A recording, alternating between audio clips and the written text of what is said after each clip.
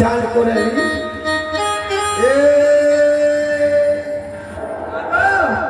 বলো দাসী, চাল করছি করো স্নান দাসী। এ কি করছো দাসী? আস্তে করো, অনেক জল আছে, ডুবে যাবে। মা, আমি মনে করছি আর কিছু বাবা তুমি আসতে পারার কি আছে গো মা? আমি যে সাঁতার জানি। সাঁতার জানো না? হ্যাঁ। আচ্ছা, স্নান কর। হ্যাঁ মা, আমি চান করে নেব। গরম শরীর জুড়াই না, পানির ঝড়ে শীতল হয়ে যায় না। শরীর জুড়ায় না, পানির ঝড়ে শীতল হয়ে যায় না।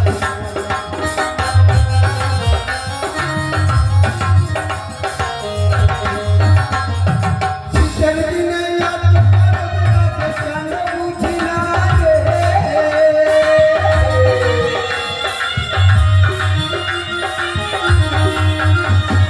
শীতের দিনে এত গরম লাগে কেন বুঝি না। এই ভীষণ জ্বালা সত্যি বল। গরম শরীর জুড়ায় না, পানির ঝড়ে শীতল হয়ে যায় না।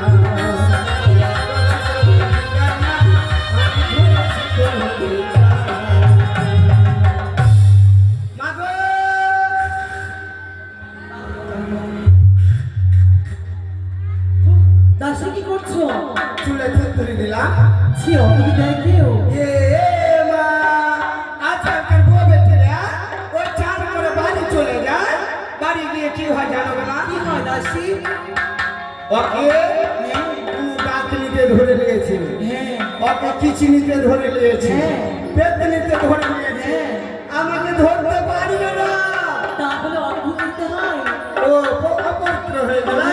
পুনরায় চান করবো। চান করতে হবে। আচ্ছা নাও।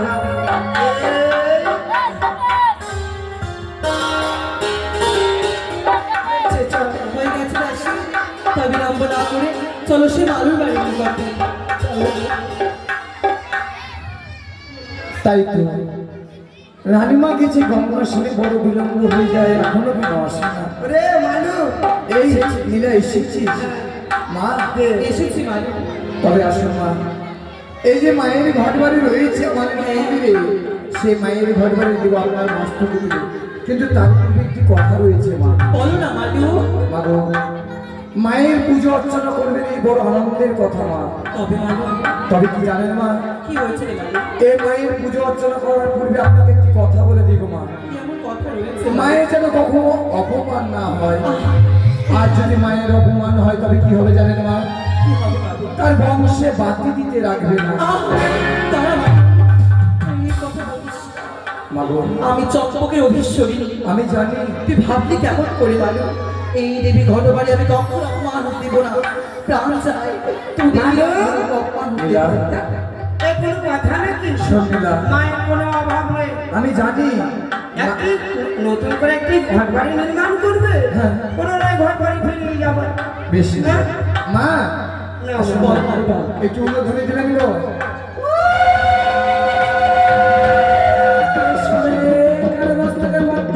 ঘটে যখনই উঠিল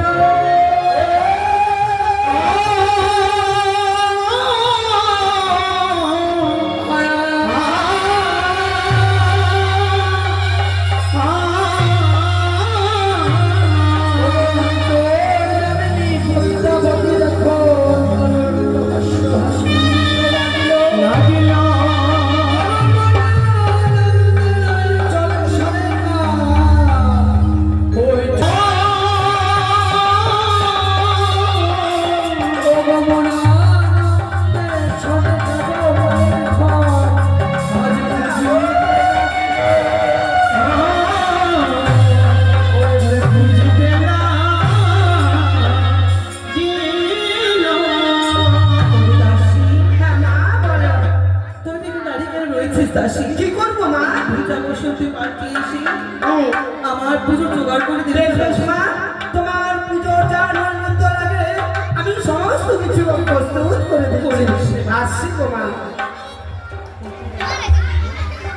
না করে সেই দেবীর পুজো করে আমার এই চম্পকের প্রজার সবার আমি মঙ্গল কামনা চাই।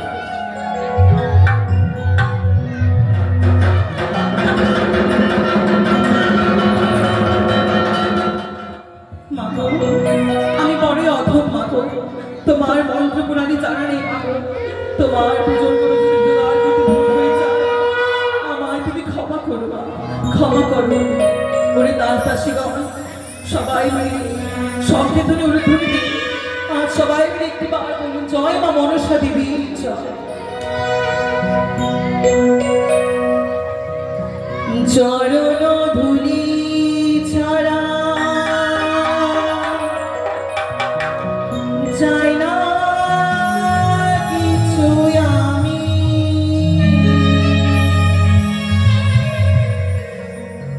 রেখো গো হৃদয় মাঝে মা মনসা তুমি মা, মা মনসা তুমি।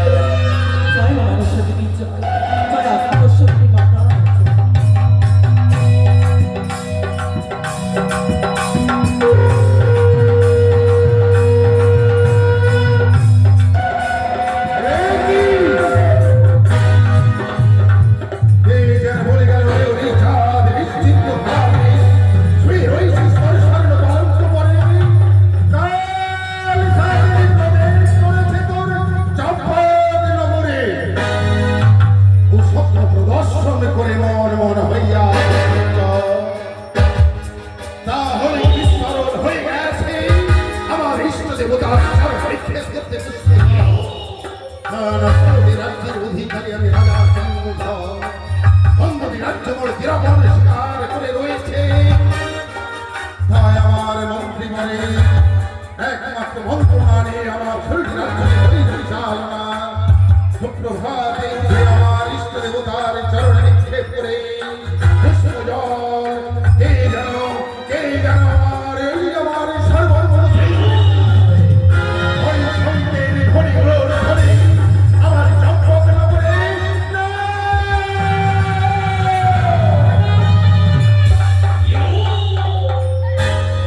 পিতৃকুতুরে আমার রাতটা একমাত্র নামাই মন্ত্রী তার যুক্তি পরামর্শ নিয়ে আমি চম্পকদীশ্বর আমার শরীরে রাজ্যকে আমি পরিচালনা করি। যে কোনো সময় বিপদমুখী হয়ে পড়ি না কেন আমি আমার মন্ত্রীবরের পরামর্শ নিই, তবে আমি তার নয় আমার প্রজা কোথায় মন্ত্রীবর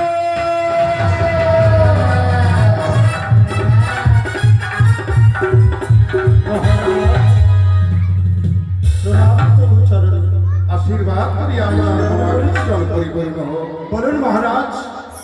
মন্ত্রীবর হঠাৎ করে আমি স্বপ্ন প্রদর্শন করে কি বলছে? আমার যেন আমার হৃদয় মন্দির যেন অগ্নিশিখার ন্যায় প্রজ্বলিত হয়ে যাচ্ছে। আমার যেন সর্ব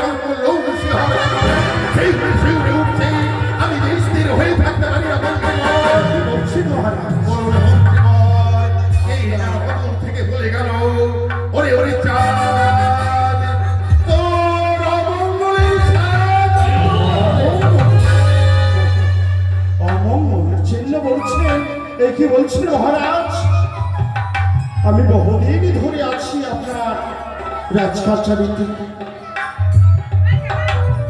কিন্তু এর পূর্বে তো আপনার মুখে হ্যালো বাণী আমি শুনতে পাইনি মহারাজ। বলতে পারবেন মন্ত্রী মহারাজ, আমার হঠাৎ করে যেন আমার ওই নিদ্রা ভঙ্গ হয়ে আমি যেন আর স্থির থাকতে পারি না, আমার মন যেন বিচলিত হয়ে উঠেছে।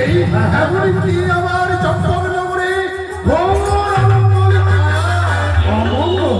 না না মহারাজ, আপনার রাজ্যে অমঙ্গল হতে পারে না, কিন্তু হ্যাঁ আমার মনে পড়েছে মহারাজ, ব্যাপারটা হচ্ছে আপনি প্রতিদিন অভ্যাস মতো ওই দেবাদিদি মহাদেবের চরণে পুষ্প জলে নিবেদন না করলে আপনি স্থির থাকেন না, আর আপনার মনটি স্থির হয় না।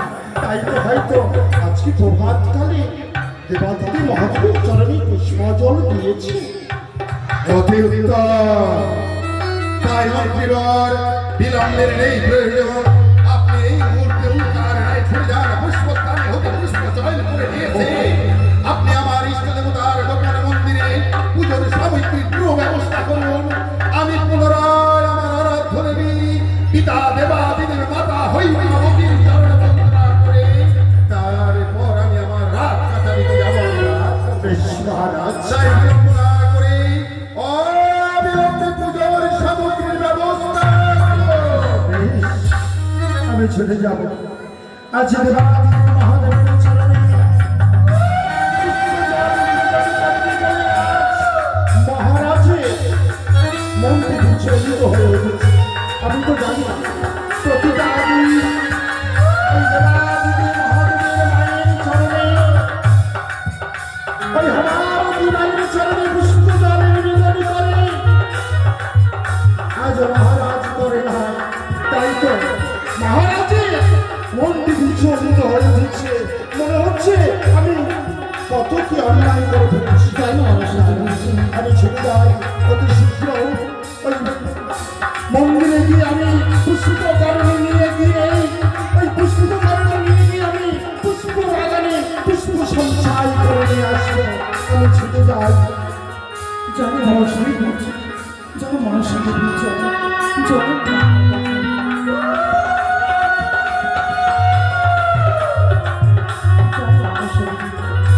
কি আমি কর্ম সরছি দেবাদিদে মহাদেবের মন্দিরে মনে হচ্ছে অলধ্বনি ধ্বনি। একমাত্র মহারাজ ছাড়া এই মন্দিরে কেউ প্রবেশই করে না। আজ অবরোধধ্বনি আর সংকীর্তনী করছে কেন? আমি দেখি না কেন মন্দিরে গিয়ে কে কে অলধ্বনি দিচ্ছে, শঙ্করে ধরে দিচ্ছে। তাই তো আমি ছুটে যাই ওই মন্দিরে। জয় মহাশয়, জয় মহাশয় বলছি, জয় মা মাতা আছে। অতি চমৎকার, অতি চমৎকার। এই কি মহারানী, মহারানী মায়া মা আজই দেখছি মায়ের চরণে পুষ্প জলে নিবেদন করছে। মা মা বলে আকুলি কণ্ঠে মাকে স্মরণ করছে। বাহ! না না না, এই মুহূর্তে গিয়ে আমি মহারাজকে সংবাদ দেব। আমি হাসতে হাসতে গিয়ে তার চরণে আমি পড়বো আর মহারাজকে গিয়ে বলবো, মহারাজ মহারাজ আপনার মন্দিরে মন্ত্রীবর এখন এসে উপস্থিত হল না। মহারাজ রাজও তো বলছে আশীর্বাদ করি আপনার মনাখিঞ্চল পরিপূর্ণ হোক। আপনি আমার পুজোর সামগ্রিক পুরো ব্যবস্থা করেছেন মহারাজ। আমি তস্তি করে আসলাম। রিক্ত হস্তে আপনি আমার আজ্ঞা পালন না করলে আপনি অপরাধের ক্ষমা পাবেন না। মহারাজ আমি তস্তি ফিরে আসলাম বলে আপনি আমায় শাস্তি দিবেন? অবশ্যই তবে পূর্বে একটু কথা বলবো মহারাজ। বলুন মন্ত্রীবর। তারপর আপনি যা শাস্তি দেবেন আমি মাথা পেতে গ্রহণ করব। অভয় প্রদান করলাম। বেশ, তবে আপনি অভয় প্রদান করলেন, আমি অভয় আপনার কাছে প্রকাশ করব। মহারাজ বলুন। যা দেখিনি আমি কোনোদিন নয়নে, তাই দর্শন করে আসলাম আপনার ওই দেবাদিদেব মহাদেবের হোমাবতীর মায়ের মন্দিরে। মন্দিরে এমন কি দৃশ্য আপনি দর্শন করেছেন? আপনি অবিলম্বে আপনি আমার নিকটে প্রকাশ করুন। বলবো বলবো মহারাজ, আপনার নিকটে আমি বলবো, তাই তো ছবি আসলাম আপনার নিকটে মহারাজ। আজ দেখছি মাতা মহারানী মায়ের চরণে পুষ্প জলে নিবেদন করছে, মায়ের পুজো অর্চনা করছে। মন্ত্রীবর, আপনি আমার মিথ্যে যাত্রা করে হলেও দণ্ডায় বা রাজনে আপনার প্রাণদণ্ড হতে পারে। মহারাজ, আমি তো পূর্বেই বলেছি আপনি যা শাস্তি দেবেন তাই আমি মাথা পেতে গ্রহণ করব। বলুন, কথায় বলেছে যা দেখি নাই নিজ নয়নে বিশ্বাস করি না, গরুর বচনে আপনি নিজ নয়নে দর্শন করে এসেছেন। অবশ্যই মহারাজ। তাহলে আপনি আমাকে সেই যে আমার ইষ্ট দেবতার গোপন মন্দিরে আমার সেই সরেকা বেরানি এক মনে এক চিত্তে ওই আমার আরত দেবী মাতার চরণে সে নিবেদন করতে চলেছে। তাই বিলম্ব না করে অবিলম্বে ছুটে যাওয়া। বেশ মহারাজ, আপনি যান, আমি যাই।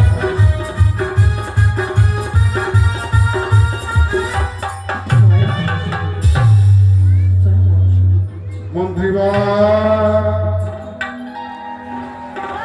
মহারাজ আসুন। বলো, আপনায় আমি আপনি মন্দিরে প্রবেশ করেছেন? প্রবেশ করি আমি যা দর্শন করেছি, আমি হয়তো আমার সেই ওই অঙ্গ প্রত্যঙ্গ যেন ক্রোধে বশীভূত হয়ে গিয়ে আপনার আমি কত কটু কথা বলেছি। তাই আমি যা আজ যেন পূর্ণ চাঁদের উদয় হয়েছি চম্পক নগরের ওই প্রভাগে। মহারাজ, আজ আমার মনে আকাঙ্ক্ষিত হৃদয় যেন পরিপূর্ণ হবে। তাই আপনার চরম শাস্তি গ্রহণ করিতে হবে। আমার শাস্তি দেবেন? হ্যাঁ মন্ত্রীবর, বলুন, কি শাস্তি দেবেন? আমি মাথা পেতে গ্রহণ করবো। ধন্য হলাম আমি রাজা চন্দ্রধর। আজকের শাস্তি বলুন, চরম শাস্তি।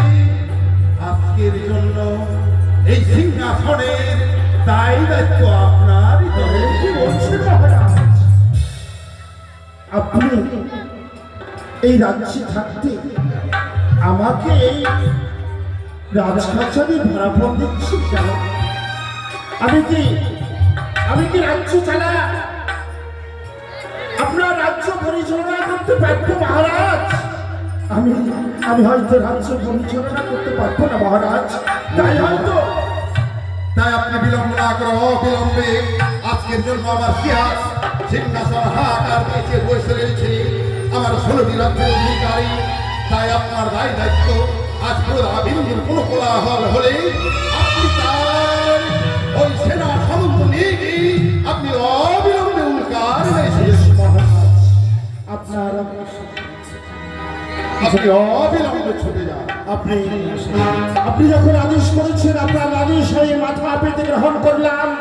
আমি ছুটে চললাম ওই রাজসিংহাসনে। আজকের দিনটা আমি রাজ্য পরিচালনা করব। অতি উত্তম। প্রণামী তবু চরণে, প্রণামী তবু চরণে। জয় মহাশয়, জয় মহাশয়, জয় মহাশয়, সনেকা, জয় মহাশয়, ও আজ যেন এক মনে এক চিত্তেই আমার আরাধ্য দেবী মাতা হই মা পিতা দেবা দেবীর স্মরণে আজ যেন বিভোর হয়ে বলেছেন আমার সনেকার কারণে। সনেকা,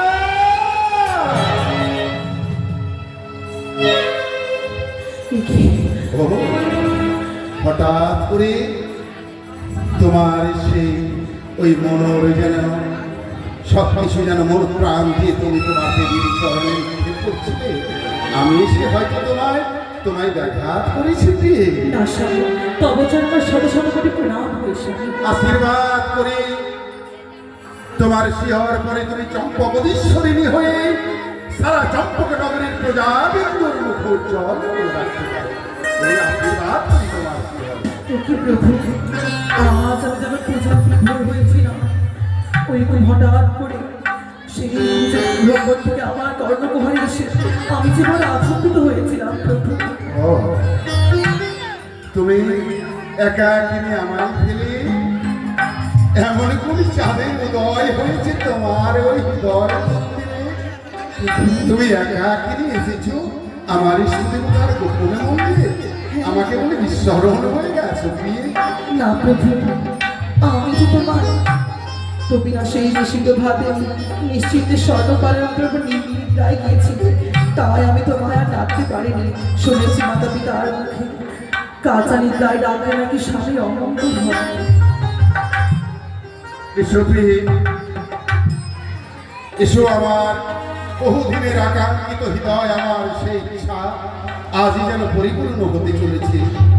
আজই যেন আমরা উভয়ে আমরা আরাধ্য দেবীর চরণে নিবেদন করবো। এসো সুখী এসো প্রভু।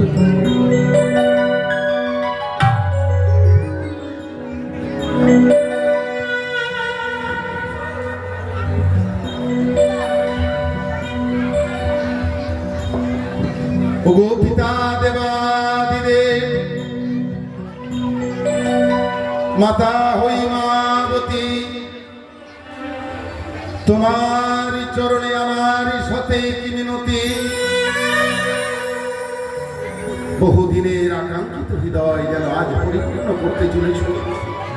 আজ যুগলে আমরা সেই মাতা পিতার চরণে নিবেদন করব। ॐ नमः शिवाय। ॐ नमः शिवाय। ॐ नमः शिवाय। संताय कारणे हेतवे देवाय निगच्छानमृताय परमत्सरो।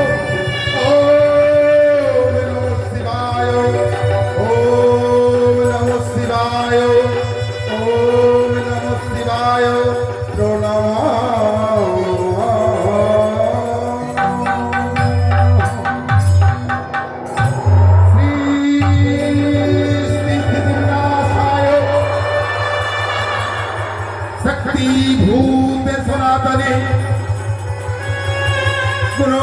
गुणसाय गुणमयी श्रीमती भगवती भारती देवी नारायणे नमः।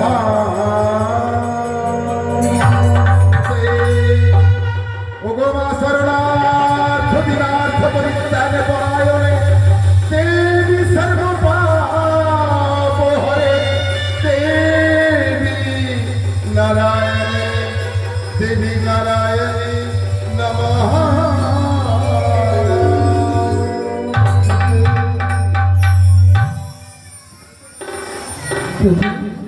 বলো প্রিয়ে, এই কি এই তুমি কার পুজো করছো প্রভু? এই কি এই আমরা যুগল মিলন হয়ে আমরা কার ছাড়ে পুষ্প জল অর্ঘ করলাম প্রভু? কি বললে তুমি? হ্যাঁ, আমার কর্ণকুহরে যে মন্ত্রগুলি শ্রবণ করলাম, সেই মন্ত্রগুলি আপনার অধিষ্ঠ প্রদীপ শ্রী মহাদেবের এবং মাতা হৈমাবতী তাই সেই মহাদেব এবং মাতা হৈমাবতীর মন্ত্র তুমি উচ্চারণ করলে প্রভু। ও, তুমি আমার মায়ের চরণে নিবেদন করছিলে। হয়তো তুমি কোনোদিন মায়ের চরণে নিবেদন করো নাই, হয়তো আমার মা তোমার নিকটে নতুন, তাই হ্যাঁ, এই যে নতুন দেবী প্রভু। ও নতুন দেবী। শোনো প্রিয়ে, বলো না প্রভু।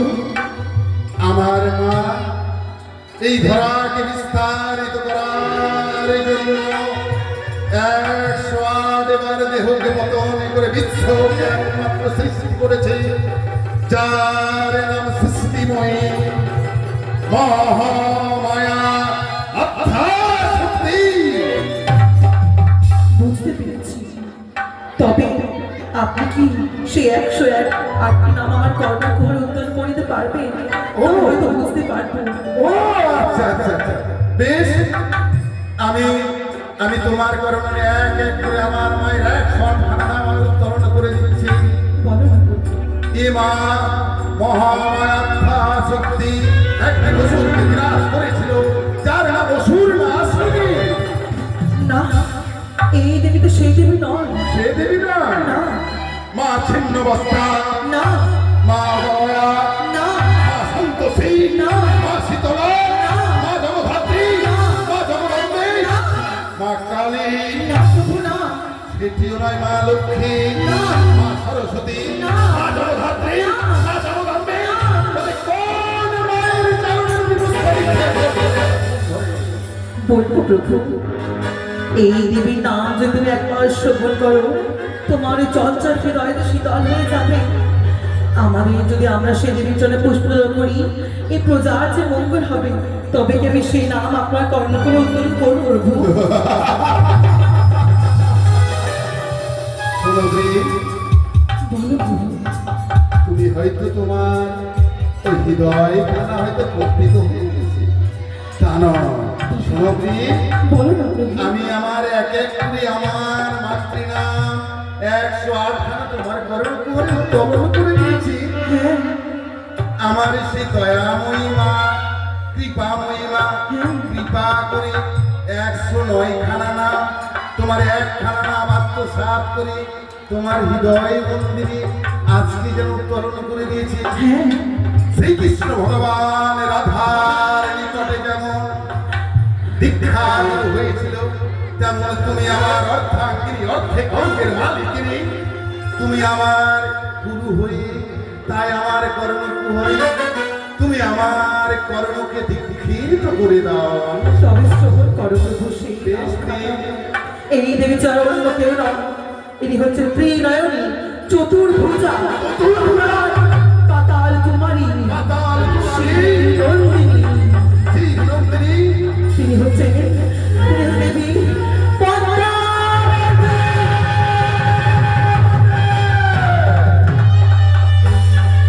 ভুলে ভুলে গেছে আমার সত্য ভাগে উঠে আমার সর্বাঙ্গে নাও।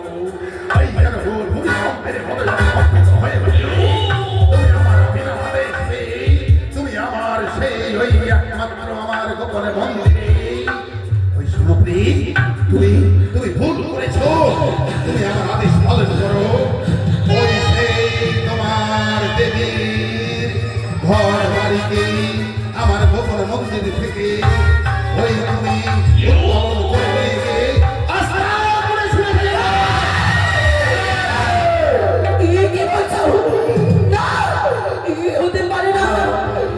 যখন বালক গৃহ থেকে এই ঘর বাড়ি নিয়ে আসি, আমি যে কথা দিয়েছিলাম প্রভু, এই ঘর বাড়ি আমি কথা তুমি করবে না। তোমার চরণ ধরে বলি, এই ঘর বাড়ি অপমান করলে তোমার অবক হবে, আমাদের প্রজাবিন্দু অবক হবে। না না, এই কর্ম তুমি করো না প্রভু। আমার অমর পিতা আমার দেবাদিদের মাতা হইবে, তার গর্ভদ্রমে রাজা চন্দ্র হবে। তাই তুমি অর্ধাঙ্গিনী হলেও যাতে আমার নিকট পরিত্রাণ পাবে না। তাই আরেকটি আদেশ পালন করি, তুমি অবশ্যই পালন করো। সেখান থেকে সুয়াপাত মৃত্তিকা উত্তোলন করে গোবর সমাধি আমার ওই সেই গোপন মন্দিরকে তুমি পাবে।